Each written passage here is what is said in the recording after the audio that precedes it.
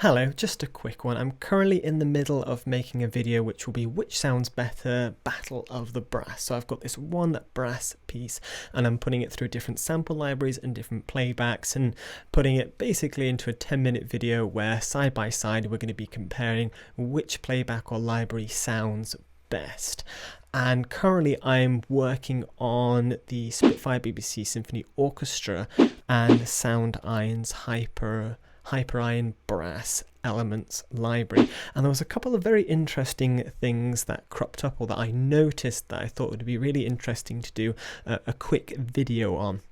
Now, firstly, if we get both of them up, I know BBC Symphony Orchestra is not a brass or a dedicated brass library, it's a full orchestral library, but nevertheless it's got some very beautiful brass.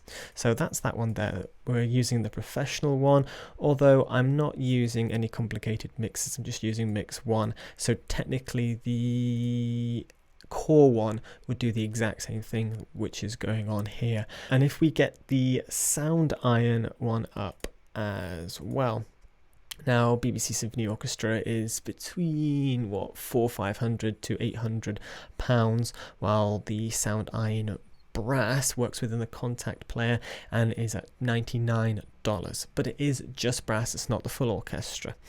Orchestra.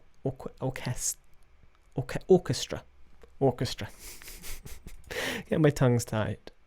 Now, couple of things. One thing I really like about Sound Iron, it comes with a euphonium. The BBC Symphony Orchestra one doesn't. Now, other little bits and bobs, we've got legatos, the other one has legatos as well, but if we look at the master patch, I've currently got the horns one open. You'll notice a couple of little things, or at least I'm going to point out a couple of little things. Now, we have staccatissimos with BBC Symphony Orchestra, but with the Sound Iron one, we have staccatos, we have staccatissimos, and we have these very beautiful decrescendo shorts, as well as some SFZ shorts and some swell shorts as well. We're not just limited to our staccatissimos and marcatos. Now, we don't have marcatos with the Hyperion Brass, but I feel the staccatos make up for that, and with the longs as well, you can kind of shorten them. With the legatos on this one, they do have multiple patches. If we go out there's the true legato and there's the master. For the sake of this piece, instead of having to separate them out, I've gone with the sustains, and you can just click on the sustains dynamic and you can turn legato on there as well.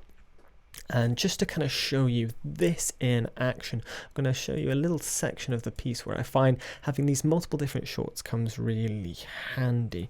It's this little bit here. So we have a section of some really short shorts here. So we've got staccatissimos right there. With these, I think we're all going to have, they're still quite fast paced, so staccatissimos, but I want these to be staccatos, and then this last one I'm going to use as a decreased short. And we're just going to play this, and I'm going to have this open so you can see kind of what's going on.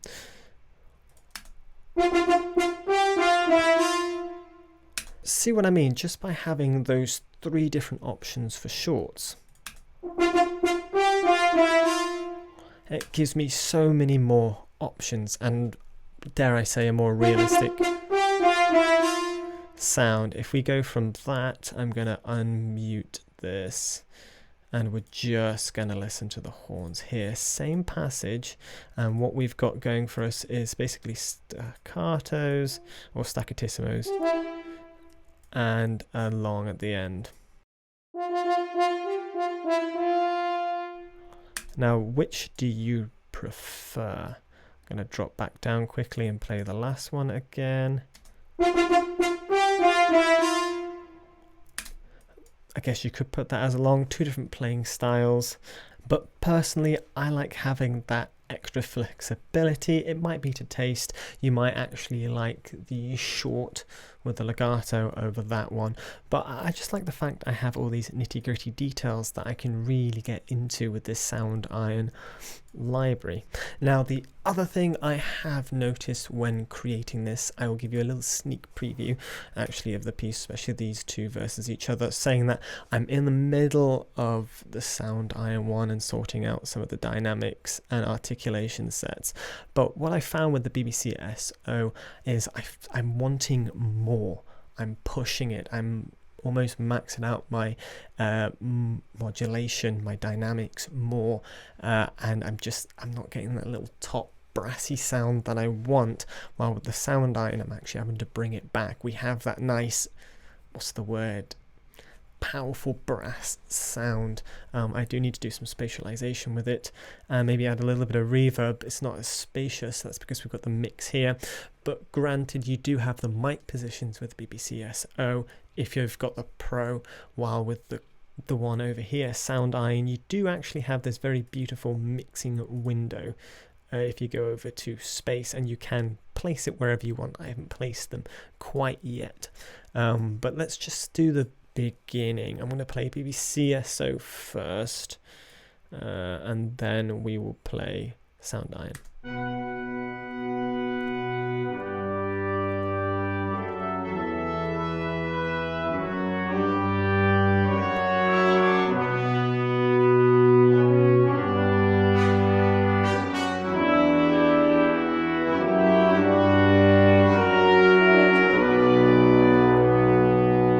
So that's BBCSO. Yes, you've got this beautiful room. I have done a little bit more work on that one, but what I'm really trying to show you here is just that brassy, powerful sound. Note, you can see on the expression there, I have maxed these out at some points, but I still feel like we could have more.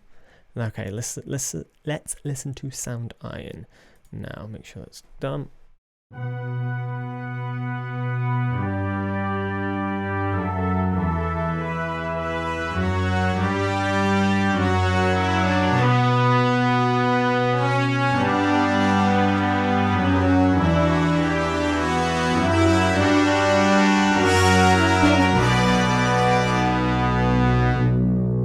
Now, I'm still working on some of the legato, especially the tuba and trombone. I've not done too much, mostly copy and paste actually.